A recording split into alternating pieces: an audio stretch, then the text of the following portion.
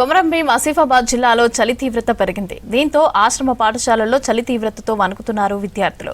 కౌటాల మండలం మొగడ్దగడ గిరిజన ఆశ్రమ పాఠశాలలో గీజర్లు లేకపోవడంతో చన్నీళ్ల స్నానాలు చేస్తున్నారు.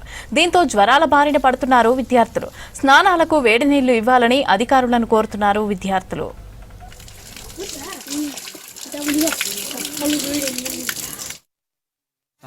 చేసి స్టడీ అవర్స్ అయినాక స్నానం చేసేటప్పుడు బాగా చలిస్తుంది. మాకు చలేయడం వల్ల రోగాలు దగ్గు లాంటి రోగాలు వస్తున్నాయి. పొద్దున్నే స్నానం చేయాలంటే బాగా హీటర్స్ కూడా పనిచేస్తలేవు. సోలార్ హీటర్స్ని మంచి చేయాలని పై అధికారులను కోరుకుంటూ మేము రోజు చల్లినతో స్నానం చేస్తాం. అది ఖరాబ్ అయింది హీటర్.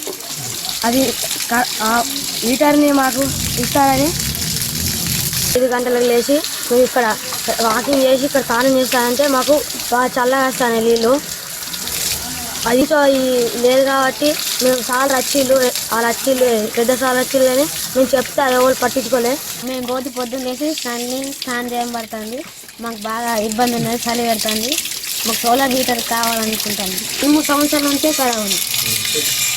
ఎవరైనా ఎవరన్నట్టే మాకు చలి నీళ్ళు మేము తెచ్చినాం. మళ్ళొకసారి దాన్ని మాకు సోలార్ హీటర్ మంచి చేయాలని కోరుతున్నాం. గత 2 సంవత్సరాల నుంచి పిల్లలు చాలా చలిలో స్నానం చేయడానికి ఇబ్బంది పడుతున్నారు. మా రిక్వెస్ట్ ఏంటంటే మాకు సోలార్ హీట్ వాటర్ ఏర్పాటు చేయాలని మేము మనవి చేస్తున్నాము. 5:30కి లేచి రన్నింగ్ చేసి వాళ్ళ పని వాళ్ళు చేస్తున్నారు. అని చలి నీళ్ళతో చేస్తున్నారు. దీనికి మనం ఏం చేయరాదు. పై అధికారులు దృష్టిలో పెట్టినప్పటికీ నిర్లక్ష్యం చేసి వాళ్ళకు మన ఏ సంవత్సరం